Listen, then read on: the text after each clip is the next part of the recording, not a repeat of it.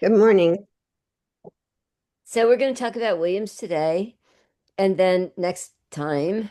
And then I'd like to spend a week on Marianne Moore and then take a little break over Christmas. So if that's okay with everybody, I'll be sending you some Marianne Moore poems. But I really, really, really wish that you could read the whole poem of Acid All That Greeny Flower, which is just absolutely gorgeous. But it's not available in Toto online. And it's too long for me to type it out because it's like, pretty long. So if you get a chance to read it, please do. It's Is really, that the Marianne Moore? no, that's Williams. Oh, what is it called again? Asphodel, that greeny flower. You've got book one of it in your Williams 3 packet. Um, I could scan it if you want. I could see if I could scan it and send it to everybody. Yeah. Do you have the book pictures from Bruegel? I have the collected poems. Should be in there. I mean, that'd be amazing if you could do that because it's really beautiful, but that's a huge job. Yeah, That's no, great. no biggie. The Christmas elf will come down your chimney. All right, I like that. That's great. And I wanted to, I don't know if I ever told you guys about this cool thing that I'm doing as Poet Laureate called the Favorite Poem Podcast Series. Have I mentioned that to you? Well, I would really recommend that you read some of those because I just recorded one yesterday with a young poet named Jennifer Peterson, who's the poet laureate of Hattiesburg, Mississippi. And she did a gorgeous job talking about Jared Manley Hopkins' poem, God's Grandeur. It was Hmm. really, really beautiful. So if you want to look at those, they're all between 15 and 20 minutes long, and there's by now several of them. Hers hasn't been posted yet. Um, but you go to MPB online, and then it's the Mississippi Arts Hour, and they interview all kinds of people, but it's special, if you just look for them, the podcast project. And everybody who's done them has done a pretty amazing job. So we've had Shakespeare, Emily Dickinson, H.D., um, Margaret Walker. I guess those are the ones that have been posted so far, but there's going to be one every month forever and ever. Yeah, so I recommend those. Um, What's the website again, Nan? MPB, which is Mississippi Public Broadcasting, MPB PB. Online, and it's the Mississippi Arts Hour. And then these are some kind of special, I can't remember what they're called, but special something or other. And if you would look for MPB Online Mississippi Arts Hour Fisher-Wirth, you'll probably find them eventually. But they're good. Yeah. They're really good. I wish that I could share the God's Grandeur one with you. I can't yet, but when it's posted, it will be. And I was really blown away. She did such a beautiful job with it. I saw the first one. The first one was wonderful, so I'm looking forward to seeing the others. Yeah, please do. Thank you. That first one, that was me. And then Beth Ann did Shakespeare's sonnet When in Disgrace with Fortune in Men's Eyes. And Melissa Ginsburg did a really wonderful one on HD's poem Oread, which is a short images poem. She was a good friend, as you know, of Williams and of Ezra Pound. And like Peter listened to that with me, and he's like, whoa, she really did an amazing job with that poem because you read it and you're like, okay, okay, been there, done that, but she just opened it up and opened it up and so on and so forth. And then this African American poet named C. Lee McGinnis, who's retired from Jackson State, which is a historically black college, did one on Margaret Walker because Margaret Walker was sort of like the presiding genius of Jackson State. She devoted her whole life to that college as well as her novels and poetry. And she wrote a really powerful poem about, I don't know if you guys remember, at the same time as the massacres at Kent State, there were students killed at Jackson State, and that received much, much less publicity because they were Black. But she did a really powerful poem about that murder. Um, and then just recently, what did we just post? I can't Who remember what shot the else. people at Jackson State? Cops, Oh, I received right no before publicity. no publicity. I think 2 people were killed, like, and 13 wounded, something like that. Mm. But it's like they didn't like the civil rights movement, so they shot them through dorm windows right before graduation. Like, a couple days before graduation. Was there any legal action against them? Oh, in 1970 in Jackson, Mississippi, I kind of doubt it. Yeah, And and Wow. the people at Kent State were never, they could never bring any action against them. yeah, those were the days. Yeah. And what's the thing, the name of the poetry thing on MPB?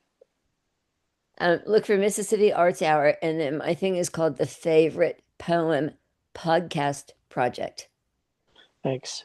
And what I've done is asked 25 different poets, and probably there'll be more, each to choose a favorite poem that's in the public domain and read it and talk about it and talk about the poet who wrote it, And so those are like 15 to 20-minute podcasts, and they're done professionally. I have a former student named Clay Jones who has a little podcast studio here in Oxford. So we either do live podcasts or I go over and we Zoom. So they're like the quality is really beautiful. Yeah. Okay, so how's everybody this week? Good. Good. Pretty good. I see Neil's wearing his beach apparel. Oh my God. We finally bought a little heater for this bedroom that I'm sitting in, and that does help. So we're going to talk about Williams. We're going to talk about some of the poems from Pictures from Bruegel. Do you guys say Bruegel or Bruegel? Yes. Bruegel. I know. I say Bruegel. Bruegel. People in Belgium say Bruegel. Peter says Bruegel. Yeah. Um, but I learned Bruegel from living in Belgium, so I say Bruegel, Pictures from Bruegel. So this is a very late, short series of 10 poems, and I just discovered a link that I sent you guys about 5 minutes ago. And if you follow that link, you can see all the poems. It's like this little tiny dinky somebody's blog, but he's got all the illustrations along with the poems. And it's really lovely to see the illustrations with the poems. So I know you guys all know Bruegel's painting and what it looked like, right? Yes, no? Yes. Good. Okay. Have you seen, there's a movie called The Mill and the Cross, which is about Bruegel's painting The Road to Calvary. No. It's a very cool Will you movie. send us info about it? Okay, Yeah, because I will I'll do probably that. That's great. Okay, so let's look at some pictures from Bruegel. I only gave you 3 of them.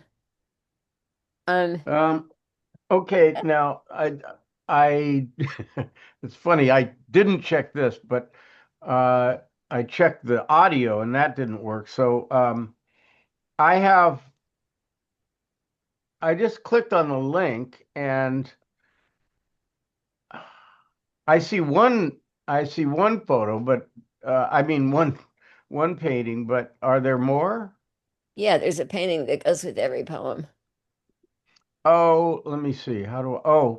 So I go through the blog archive or something? Just go to that. I'll check after class because I just found it like a couple of minutes ago. Leslie, is it working for you? Yeah. So if you just click on that link and then scroll down and you'll see a picture and a poem and a picture and a poem, etc. Right? Yeah. Yeah. Oh, I see it. So it's all on the same page. It's That's what all I on the didn't same get. thing. Right. Oh, I Oh, see. Oh, I see. Okay. Then yeah. I've got it. If you Okay, want to good. share it. If you don't, that's fine too. Um, well, let's just start. I'm going to read you self-portrait, and I'm going to ask you to do what you've been doing, which is tell me what you see. 1 self-portrait.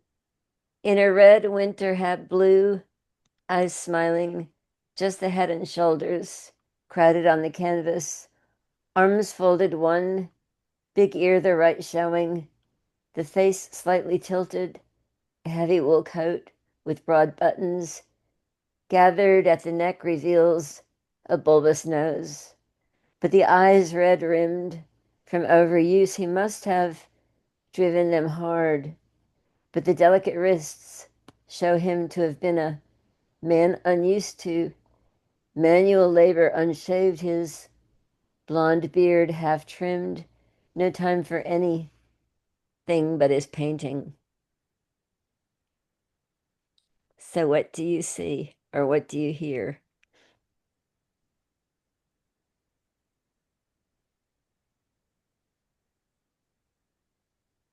Do you want me to get the poem up, Anne? Oh yeah, sure. That'd be great. Okay. Uh,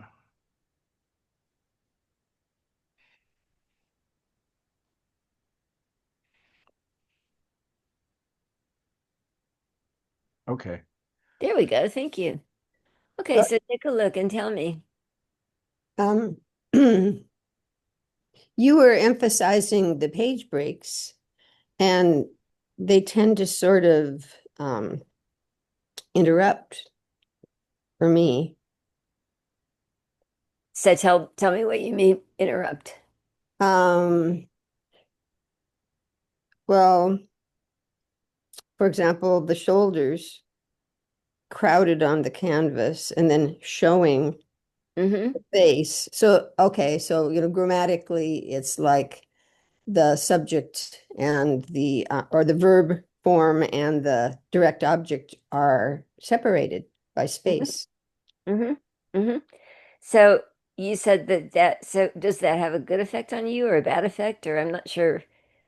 I have to think about that. Okay. I I find found that it. I'm sorry, go ahead. No, you go ahead. Okay. I find that the descriptions are very literal and not abstract, not poetic, just very straightforward. And I wonder if he is intending to create a word picture that is just as effective as the painting, just for somebody who cannot see the painting. This is ekphrastic art, ekphrastic writing, which is writing based on visual art. So you're absolutely right. What he's doing is giving you word pictures that are, in this case, quite close to what's going on in the paintings, you know. Yeah. I mean, I don't think he's concerned with like whether somebody can see the paintings or not. You know, people would have access to the paintings if they wanted to see them by going to a museum or reading an art book or something. But so we have to ask ourselves then, what might be the reason for writing these? What might be what Williams feels to be a connection with Bruegel?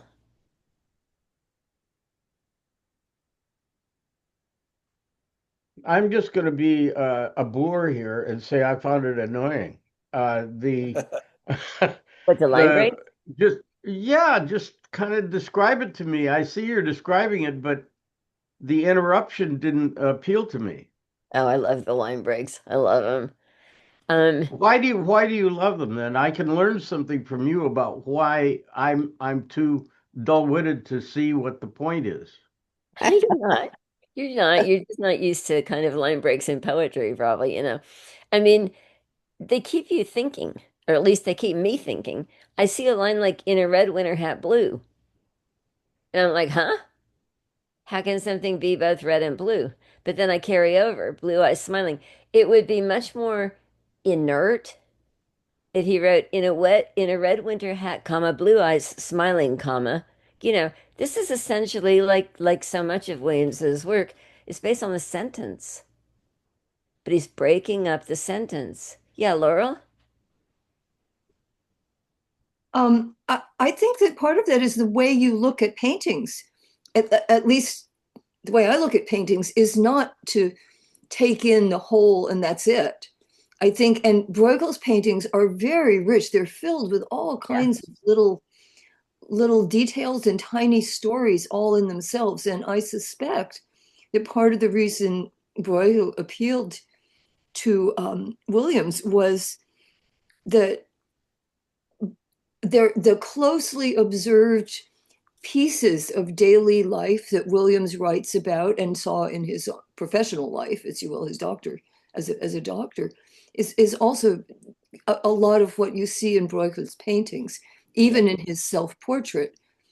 The way he's holding himself, the clothing he chose to wear for the self-portrait, it's I mean, and if you look at all the little tiny pieces, calling attention to each little one by a little group of lines is Mhm. kind of a guide to, if you're going to look at these paintings, take it slow, look at each little piece, because everything has something to say to you.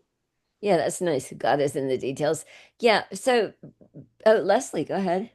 Well, also, even though it does seem like he's just giving the facts, ma'am, nothing but the facts, actually, he has two comments that he's interpreting that could be interpreted different ways. But the one about why his eyes are red rimmed, that Mhm. it's from overuse, and the other one about the fact that he has delicate wrists Mhm. means that he didn't do any manual labor. So he is putting some subjective commentary in there, I think. Yeah, he's not just describing, he's entering Yeah, into for his own, it's a meditation upon a painting in a way, you know? yeah. It's like a deep act of entering into the energy of Bruegel. And what was important about Bruegel in the history of painting is what's important about Williams in the history of poetry, which is this emphasis on, as Laurel said, daily things, everyday life, unglamorous, unromanticized. You know, if you know Bruegel's paintings, think about the heavy butted peasants dancing and whooping it up, you know, and the hunters. My favorite is Hunters in the Snow. Um, you know, the people coming back through the snow carrying their prey, and the people making the fire, and the little kids skating and so on. It's like this celebration of the plenitude and the multiplicity of everyday life in a pretty harsh climate, you know. Um, Both harsh climate physically, weather-wise, but also harsh climate um, for the artist, you know? Um, what about the eyes red from overuse? Well, he's painting. Bruegel only lived to be about 40, and he did a tremendous amount of work. I Um, know, but do your eyes get red? I mean, this stopped oh me yeah. cold. The eyes get red from overuse. They get red from. I see the guy is tired.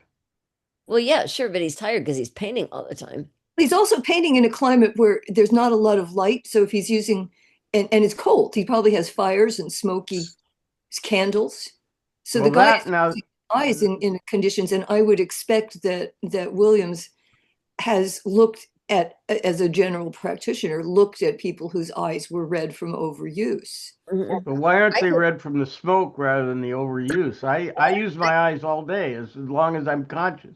I'm using my eyes, and a lot of times I'm using them to look at something carefully, and they don't get red. That's why I say I stopped when I read that, well, I or it was stopped wondering, me. he looks sort of, you see the way his shoulders are rounded in and he's got his hands balled up under his armpits, sort of. I, Mm. my interpret was, maybe it's me because I always am cold, but he looked sort of cold. He's folded in upon himself and his eyes could be red from being cold. I just thought it was interesting that he gave Yeah. that interpretation. Yeah. I mean, I don't think we need to know why his eyes are red. For me, it works fine that they're red rimmed from overuse. Um, he must have driven them hard. And then, but I mean, this is a portrait of the artist as Williams conceives of it. It's one of his different portraits of the artist, you know, this absolutely dedicated kind of lit on fire artist who is doing this incredible amount of work. The volume of work is incredible, but also just the kind of passionate um again, descent into the stuff of everyday life, you know. Notice we've talked about this before, the little d democracy of Williams's line break choices show him to have been a man unused to, manual labor unshaved his, you know, to his any. I mean, it's like I just think so if the line breaks don't work for you, they don't work for you. The reason they work for me is that they keep me on my toes. They keep me paying attention and they keep me kind of bumping jaggedly down to the next line, you know. The one more thing I just saw in the comments on this website that you sent, it says it's not actually a self-portrait, but a painting called The Old Shepherd. Yeah. I So I think it's interesting that William Carlos Williams is interpreting all these things about what art does to a person and how an artist is in the world, but he's actually looking at a portrait of a shepherd. I know. And if you look at the actual self-portraits that Bruegel made of himself, he looks like this totally insane person with his hair flying all around, and in his eyes and everything. Let's move on a little bit, okay? So that's self-portrait. That's number one. Landscape with the Fall of Icarus. Now, I know that you guys know Auden's poem, Musée des Beaux-Arts, right? About the old masters, they were never wrong. It begins and it describes Icarus again, and a very famous ekphrastic poem. According to Bruegel, when Icarus fell, it was spring. A farmer was plowing his field. The whole pageantry of the year was awake, tingling near the edge of the sea, concerned with itself, sweating in the sun that melted the wing's wax unsignificantly off the coast. There was a splash quite unnoticed. This was Icarus drowning. So, what do we notice in this poem? Again, one sentence, unpunctuated. The line breaks are less show-offy here. And I think that's because Williams wants a smoother, um, wants the poem to move more smoothly, There still are unconventional line breaks that keep you alive. Try an experiment with yourself. Try writing one of these things out as a sentence, and then figure out where you would break the lines and then play around with that. That can be really fascinating and instructive to do. But what's the world that Williams is describing here and that Bruegel is describing?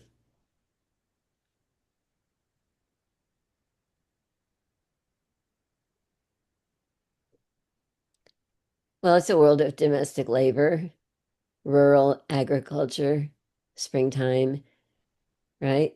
When Icarus fell, it was spring. A farmer was plowing his field. The whole pageantry of the year was awake, tingling near the edge of the sea, concerned with itself.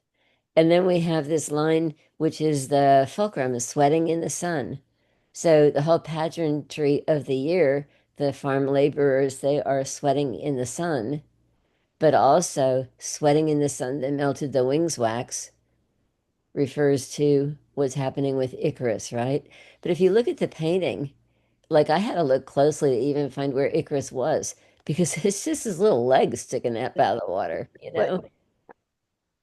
Yeah. Um, I like Auden's I'm just really the bear at the fair here. I was again just struck by a detail. When did Icarus fall? I looked it up. I couldn't find that Icarus fell during the spring. I mean, that just stopped me right away. How do we know it was spring when he fell? So why do you care? It's a poem. Because, well, then isn't each word important? I mean, why wouldn't he? Why did he say that it was spring? According to Bruegel, it was spring. That's the way the poem starts. Bruegel paints a springtime landscape. Williams is looking at a painting. Oh, I'm sorry. I wasn't looking at the painting. Duh. Yeah. Let me see if the painting they have that's attached isn't that painting, and that's why I was confused. Yeah, you have to go way down. It's the wrong painting that they have on the website. Oh, Yeah, I Wait a thought minute, I looked at it, but I didn't notice it. Anyway, sorry, my bad. that's okay. It's like there's different stuff that's happening. And then if you look really closely, there's this little tiny leg sticking up out of the water. And that's Yeah, like down by the ship. Mm-hmm. Yeah. Yeah, what's interesting is that, we think of Icarus as this wonderful myth, but in fact, in the scheme of the spring, he's not important. Mm-hmm. Exactly. He's describing the moment, but it's more about the farmer in the field that well, Icarus, damn, he fell in the water. But nobody, sort of like nobody noticed, Mm-hmm. which Yeah. is real interesting the way to look at it. Life goes on, and there was this massive, And the famous, herder's not even looking that way. yeah. Yeah, exactly. So it's a commentary on What? The relationship between myth and everyday life. That is, the story of Daedalus and Icarus and the labyrinth in Crete and the Minotaur and so on. That's a super important story, myth. But yet, at the same time as these super important resonant myths are created by cultures, people continue to need to plow and eat and move through their daily lives. And so art over time has sometimes tended to emphasize the great, glorious, noble, tragic myth, whatever, the daunting deeds and so on, rather than the stuff, the humble stuff of everyday life. So an artist like Williams and artists like Bruegel, they are much more concerned with making art that celebrates or commemorates or pays attention to, even just notices what life itself is mostly based on, which Looking is again, I'm sorry. just day-to-day life. Looking again at the painting, I see why I didn't notice it was spring because it doesn't really look like spring to me. I'd have to be told that. But the other thing is, when Icarus is falling in the water, it's like comical. He could have painted him as going, but no, he paints him upside down with his feet sticking out. Yeah. It's like it's not important at all. It's not tragic or anything. Well, Just it's this only guy. important to the people to whom it's important, namely Daedalus, who's flying above him, wishing that his son hadn't gotten carried away. You know what I'm saying? But yeah, you're absolutely right. It's like the people, the people who are going about their business, as Douglas said, they don't even notice. Right. They're looking at what they're doing, you know? And then there's this little figure that comes plummeting out of the water. And as you say, it's comical. It's not like you can make this tragic. You can make his hands reaching up to the sky.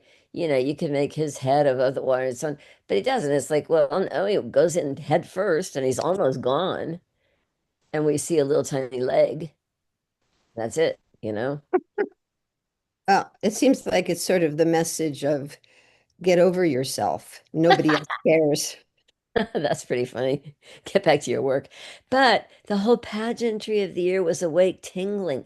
The whole pageantry of the year. There is a pageant. This is not just dumb, brute, inglorious labor. Nature itself is pageantry. Nature itself is, what do we associate pageantry with? Royalty, splendor. And that's what the coming of spring is. So there's this much larger pageantry going on all around the farmers, the people who are just living their everyday lives, and they're part of it. Yeah, Douglas. I read the poem without looking at the painting. I wasn't looking at the picture when I read the poem, and I thought I kind of what you're saying. I thought that I liked the poem actually, and I thought it was interesting that he was, describing this literal scene of this plowing in the field and all that, and then at the very end, there's this little thing reference to this to Icarus, and it was kind of like juxtaposing the beauty and the richness of the real world against this mythology that is reduced to a minor little postscript to the thing. That's nice. Right. The beauty and richness of the real world. Williams is very much about the beauty and richness of the real world without being in the slightest sense a sentimentalist about it. You know? Yeah. There's a natural place for him to have put Icarus, which is this patch of light in the middle of it. And it's kind of interesting that he stuffed him off to the side instead, as well as putting him upside down. It's almost like He couldn't he was even aim taking, right. He yeah, couldn't he was hold almost trying to something. de-emphasize it and trivialize the myth for some reason. That's pretty. Absolutely. I mean, it's like a afterthought. Oh yeah, by the way, there's this guy drowning that just got burnt by the sun. Exactly. Yeah. Exactly. Exactly. So, make of it what you will. You can think that this is almost like sacrilegious. I don't think so. I think that Williams is, as he does so much in his late poetry, celebrating as you said, the richness and beauty of the real world, you know? Well, if Um, you look at the title of the poem, Landscape, with the fall of Icarus. I Mhm. mean, it's the landscape is what the poem is really about. Fall of Icarus is a postscript to it, and he's kind of trying to tell you that the myth that the landscape itself is mythological if you look at it that way. Nice. Um, And it's every day. You know, there's yeah, the in the center, more or less, is the peasant with his plow, which has a wooden mold board. It's not even metal, and he's plowing his fields, which is how you can tell it's spring. And the herdsman is out with his sheep and they usually only do that in the day because maybe the sheep are getting ready to drop their lambs, and so they need to be guarded during the day. It's very cool. Hmm. Yeah, I mean, I think these are wonderful poems. They're um they're kind of sleepers. They they're it's easy to overlook them, but they're quite wonderful, the series. Um, let's look at the third one, Hunters in the Snow. Oh, we've got okay, the Hunters in the Snow. The overall picture is winter, icy mountains. In the background, the return from the hunt. It is toward evening. From the left, sturdy hunters lead in their pack. The inn sign, hanging from a broken hinge, is a stag, a crucifix between his antlers. The cold inn yard is deserted but for a huge bonfire that flares wind driven, tended by women who cluster about it. To the right, beyond the hill, is a pattern of skaters. Bruegel, the painter concerned with it all, has chosen a winter struck bush for his foreground to complete the picture. And one thing I love so much about Bruegel's painting, if you look closely, it's like it recedes. You know, I lived in Switzerland for a year and I've been in landscapes that look exactly like what he's describing here. And you look into the mountains and you can see over that mountain ridge, you can see the edges of another village. And then beyond that, the edges of another village, you know. And so you realize that like the land um, goes up and down and on and on. And there's human life going on not in the center of our vision, but it's equally real. It's equally significant. It's just that it's not at the center of this particular picture, this particular rendering, you know. Another thing I love about um, Broya's painting is all the stuff that's going on to the side.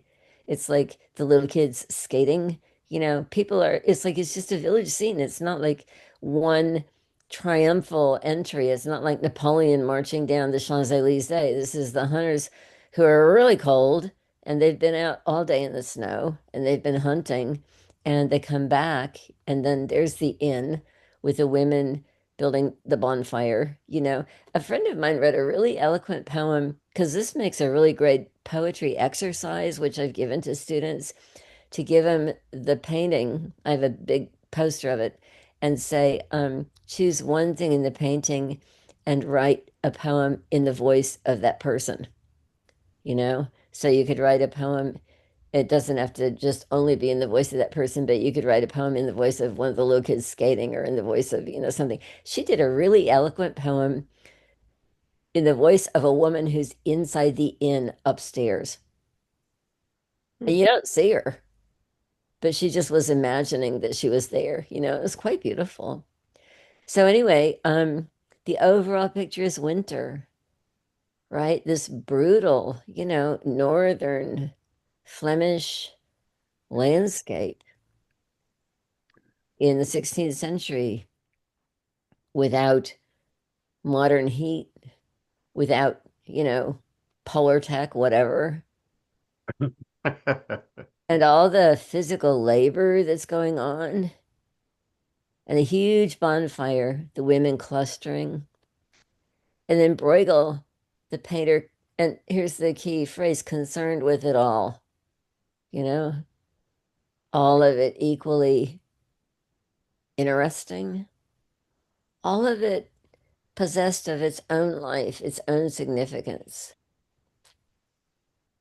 It's not like some things are more important than others. It's like it's all part of the pageantry, all part of the panoply. Yeah, very. I thought it was interesting that he chose to describe the sign with the stag crucifix between his antlers. I mean, it seemed like I go back to I think something that was said earlier about. I think it's almost like the way you might look at this painting, and the things you might focus on as you look around and notice. And for some reason, he chose to go into detail about that one Yeah. little thing in the painting. But I thought that was intriguing. And what does that detail show us? Well, a stag crucifix between his antlers. Well, I don't know. I thought that was an interesting image, a stag with a crucifix between his antlers. Right? What is Doesn't that? That's Saint Eustace. Hmm. Saint Eustace was out hunting, and he was about to shoot this stag with an arrow when he realized that there was a glowing crucifix between its antlers, and it became a big sort of mythological thing. But Interesting. it's a I had a customer years ago in New Hampshire who had this stunning, realistic sort of Art Nouveau picture of a hunter reeling backwards, dropping his bow, and across a clearing in the woods was this huge stag with this glowing crucifix between That's so its cool. antlers. Yeah. Now, I'm looking at the painting here, and I'm missing. I think this is the right painting, Hunters, uh, in the snow, Mhm. right? It would be. Where is the stag? I'm missing it. It's a sign on it's the inn sign hanging from a broken hinge. But it doesn't seem to Oh, show. Yeah. I can't see that's not that. showing. I'm not It, seeing that here. Oh, it's hard yeah. to see. You'd have to see Well, the original painting up close because it's Yeah. in the sign over the women in the bonfire. yeah, it's sort of Oh, yeah, so when he's painting this, it's almost as if that's not in the view because if you see the way he created his perspective and you see your focus, it's pushing you down below the hunters. When Mhm. you look at the picture, your eye, sort of like in photography, I mean your composition view is big objects tend to push your eye that way, Mhm. and he's really moved it. But you know, William Carlos Williams has gone back and said, well, he has put this detail in there that you don't never always see, but it's part of that whole environment. Hmm. Hmm. Nice. Yeah, and your eye to read this poem or to look at the painting, your eye has to keep moving around, you know. So you've got the mountains and then in the background, and then here come the hunters marching across, and then you notice the inn, and then much smaller the stag, the sign, and then over to this side there's the skaters. And then you kind of, if you look back at the mountain, you can see, oh, there's a little bit of a village there. Oh, there's a little bit of, it's like it's like the world opens infinitely around you, you know?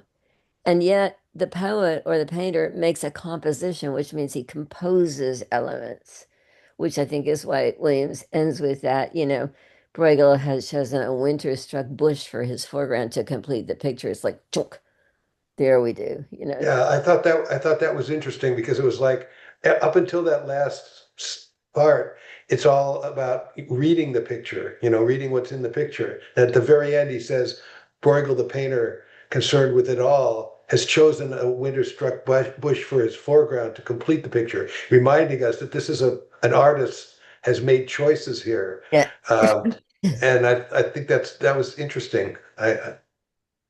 That's cool. That's a cool thing to say. Yeah. Well, other comments on pictures from Bruegel. Bruegel is one of my favorite painters. I just really love him. And I think living in Belgium for 3 years increased my affection for him. Laurel.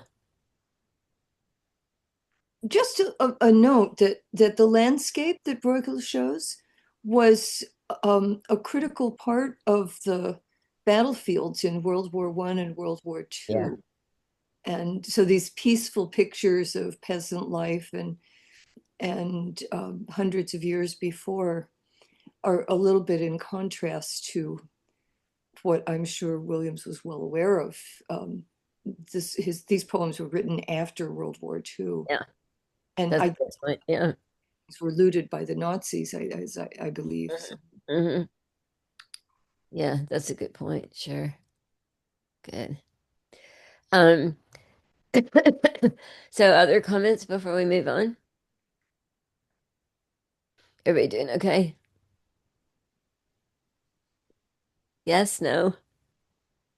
Vote. Everybody doing okay? Yes or no? Yes, yes. Let's move It's on. yes. Okay. Okay, let's move down a little bit more. So I'm going to read you this and I want you to tell me what you think of it. Okay. Peter and I have different opinions about this one. Sonnet in search of an author. Nude bodies like peeled logs sometimes give off a sweetest odor. Man and woman under the trees in full excess, matching the cushion of aromatic pine drift fallen, threading with trailing woodbine. A sonnet might be made of it, might be made of it. Odor of excess, odor of pine needles, odor of peeled logs, odor of no odor other than trailing woodbine that has no odor, odor of a nude woman sometimes, odor of a man.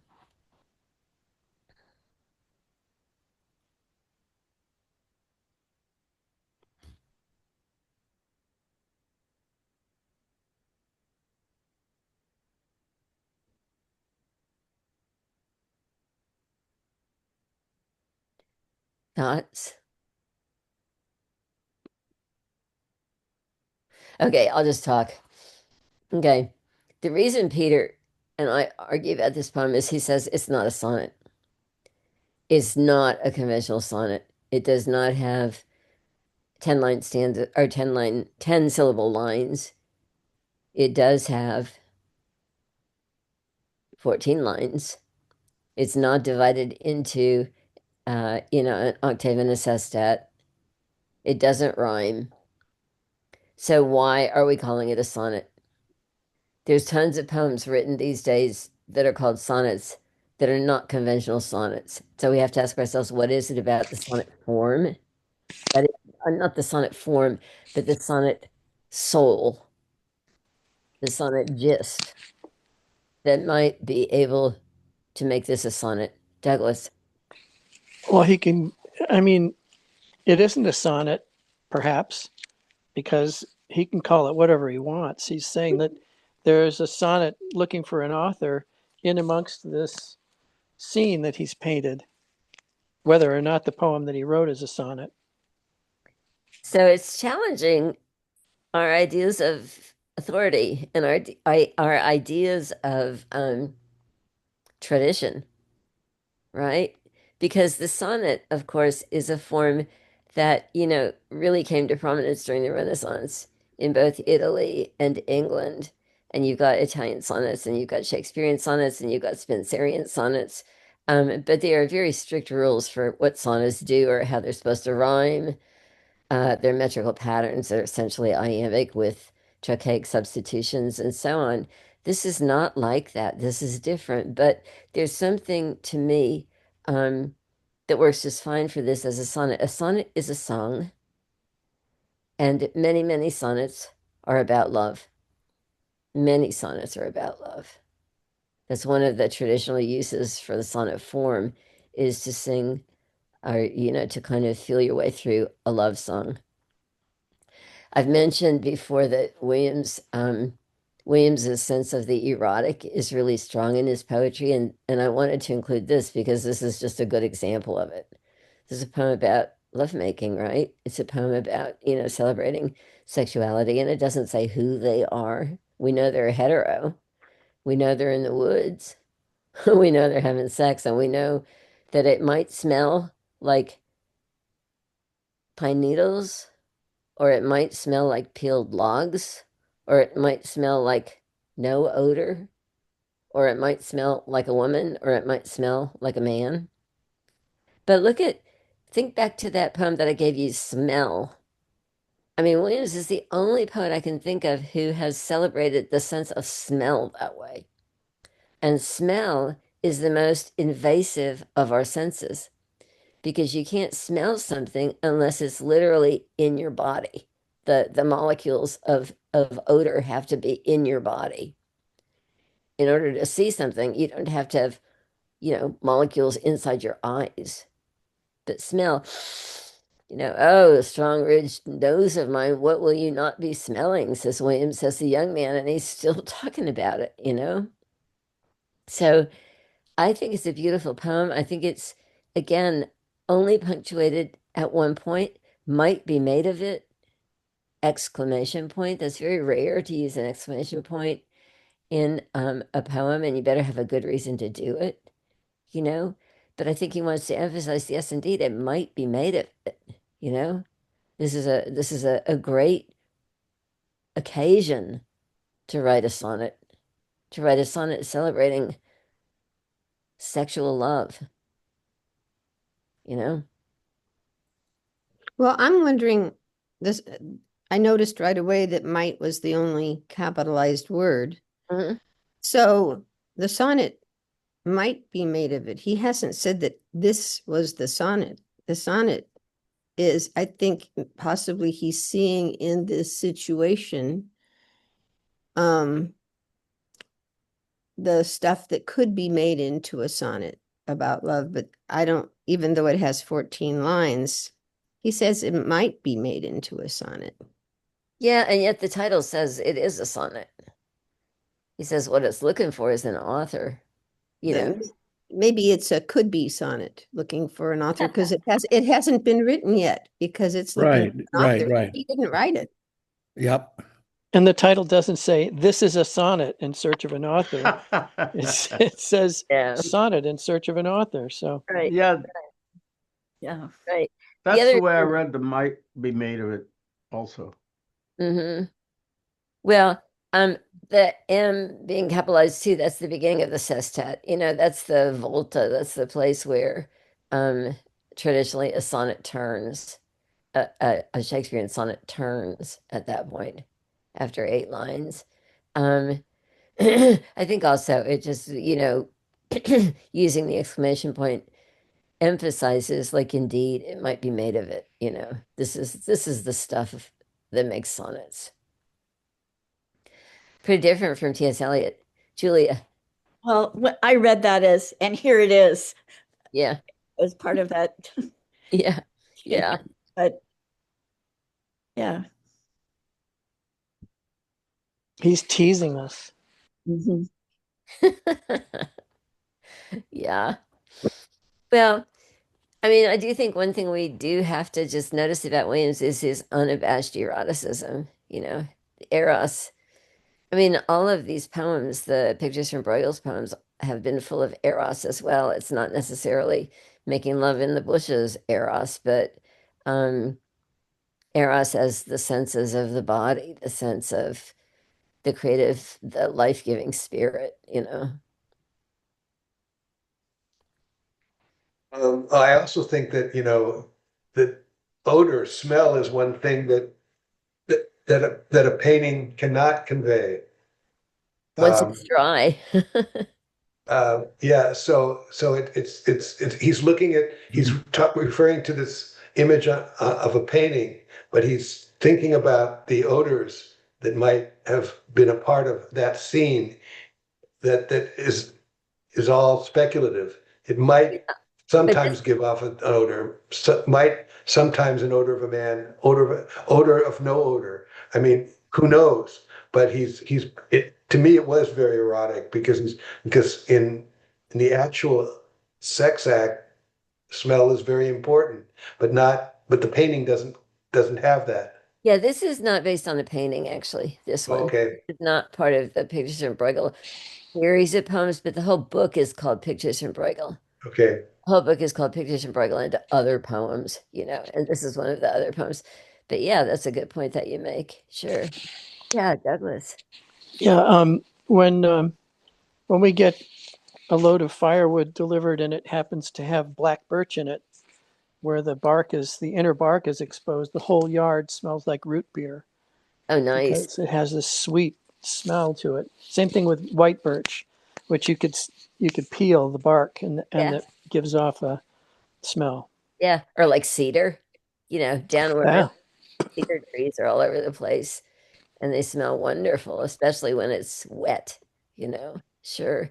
I love the phrase odor of no odor, other than trailing woodbine that has no odor, because that launches us into a kind of,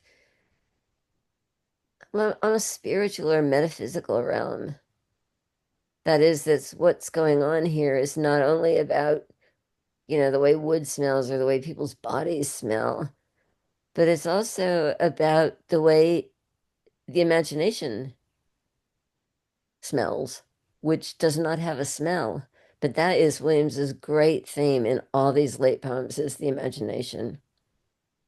The pictures from Bruegel poems and also this particular poem too, because of course, what is this poem? It's an act of imagination, you know. Um, yeah, odor of no odor. And then other than trailing woodbine, which gives us back this beautiful, viney image, but then that has no odor. And you're like, whoa, we're going in circles here, but something is being evoked. It's interesting too that he repeats the "might be made of it" phrase. He's Yeah. really emphasizing the sonnet might be made of it, might be made of it, but he's not making that sonnet.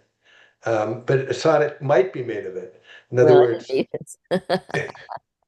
yeah, we're gonna have to disagree. I think he is making that sonnet. I think it's like, damn right, it might be made of it. But at the same time, you can see it as, yeah, it could be made of it. Might be. yeah. That's so funny. Yeah, that's funny. Um, well, we have just a couple of minutes left if anybody has anything they want to talk about.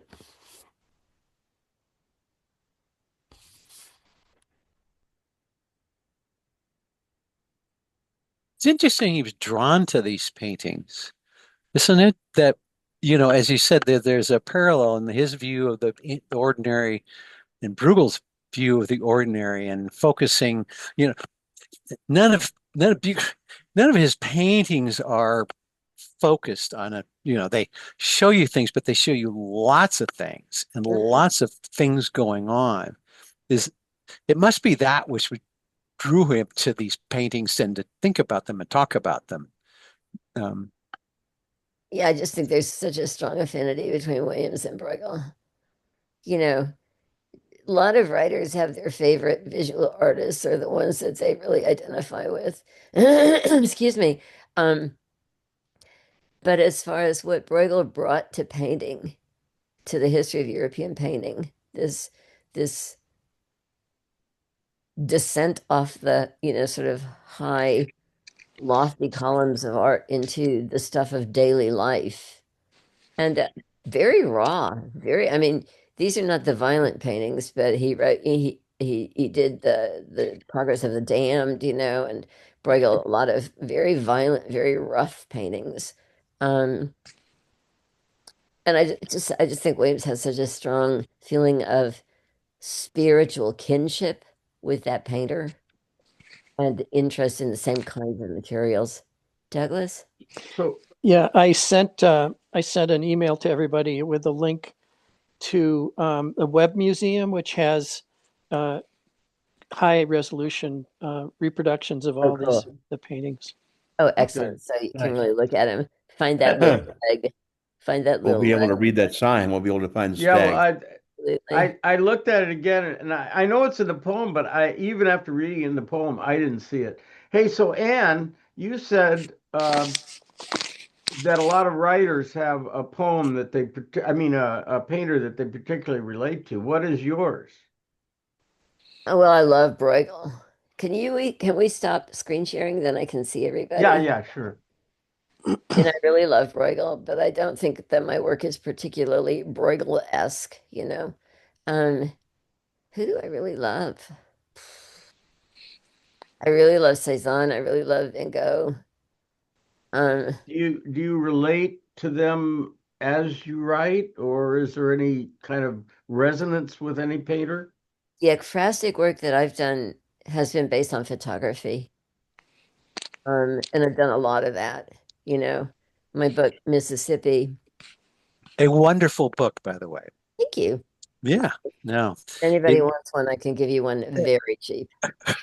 And then the sad story about that, I had a wonderful publisher, Wings Press, but the guy fell afoul of some Me Too dereliction, not of a terrible sort, but of a sort that ruined his press. And so there were 100 or 1,000 copies, more than 1,000 copies in the warehouse that were going to be shredded. And Wow. I know. I mean, it's like, he wasn't selling them anymore, and one has limited opportunities. So I bought a ton of them at, greatly reduced prices. Let's just say greatly reduced. So I'm looking at a bunch of them right now. I gave 300 of them to yeah. the Mississippi libraries, and I gave, and people bought them to teach from and so on. So seriously, if anybody wants one, I'd be happy to send you one and not charge you much No, for it. not me. I already have 3 of them. I have one myself, but I have a dear, well, uppercase friend, lowercase friend, who was a Black man who was sent to live with his grandparents or his parents sent, I guess, is sent to live in Chicago with family in the late 50s, I guess, figuring that bright young Black boy would not fare well in Mississippi, but he has a strong attachment. Anyway, I showed him your book and my copy, and if there's an extra, I think James would love it. He's an artist himself, a photographer and artist. Ready? Wonderful. Yep, that's the look at that one. one. Yeah. The Oh yeah, pictures Sweet. Cool. are of the I Mississippi. would love a copy. It don't cost a fortune to ship it. They don't cost that much. Media rate is pretty cheap. Okay, I'll send you my details. Thank you. Right. Yeah, and I'll have So to figure out, I could charge you a tiny bit because I had to pay it, but they used to be $35, and they're certainly not now. So I mean, Neil, how come 3? Can't you read the same book more than once? Oh, okay. So I had one. Okay, you remember that I had a house in Oxford. I commuted to Oxford for 20 years. And so we had a house. So we had to have one there. We had one for here. And then a friend of ours, the Dorseys that I work with, gave me a copy. So I ended up with 3. And then Anne was kind enough to give me one that I gave to Murray Evers. That was so I actually ended up with 4. yeah. Yeah. It's a Right. wonderful book, and her poetry in there is just wonderful. I mean, the voices that it's not to embarrass you too much, but it's like your ability to capture people's voices is just wonderful. Thank you. Yeah. It was so fun. So Maud Schuyler Clay is a fifth generation Delta Mississippian from Sumner, Mississippi, which is where the Emmett Till trial was held. And her son-in-law runs the Emmett Till Museum, commemorative museum. So she's a very distinguished photographer who's, for instance, really good friends with Sally Mann, the photographer, and she's the niece or cousin of William Eggleston, who first brought color art photography to the American scene. So she's done billions of photographs of the Delta. And she started just emailing me photographs. And then I would have these sort of channeling experiences where stories would tell themselves through me. And it's like the photographs don't have people in them, but I've been listening to these amazing voices, these Mississippi voices for like over 30 years. And so they would just literally kind of speak themselves through me based on the pictures. I'd make up stories about the pictures and stuff. It was fun, really fun. And then the most recent project that I've been working on, I had a grad student long ago, Wilfried Rausert from Germany, and he did his dissertation with me, and then he went back and became a professor in Germany. but he's also a really, really good photographer and filmmaker and songwriter and so on. And he's based half in Germany and half in Guadalajara because his partner lives there. And he's the head of this big American studies thing in Guadalajara. So he sent me all these pictures of Guadalajara street art, like murals and stuff, and just these crazy kind of collage like, images and so on. Otis, send me an email, Okay. your address, not this, because I will promptly lose this. Okay, I Okay. will. Okay. I mean, whatever. So, Yep. so he started sending me stuff, and then I was writing poems in, drastically in response to those pictures, again, kind of making up stuff. And then there's this wonderful group of translators based at the University of Wisconsin in Madison called Women in Translation, and they have members in all these different countries and so on. So they translated all the poems into Spanish. So fun. So that was published as a book in Mexico, but it can't be available in the States. So we're really trying to find an American publisher for it because it's really, really, really cool. Very cool. So Anyway, the visual muse for you is these photographs. You're more inspired by photographs than any particular painter. yes, but also I'm inspired by living collaborators. Yeah. It's like both, I mean, Willie and Maud are both friends. And so it's not just me looking at a painting. Oh, but you know what else I did? Yeah, I did. Okay, I love Japanese, I love classical Japanese art. And long ago, I did a chapbook based on a horizontal scroll called, and the chapbook is called Walking Wu Wei's Scroll. And I was in Paris, and they had this amazing exhibition of Chinese and Japanese scrolls. And this one is laid out horizontally, and it was like as long as a room, you know? And so I walked it one way and then I walked it the other way, and I was just kind of taking these little fragmentary notes as I went.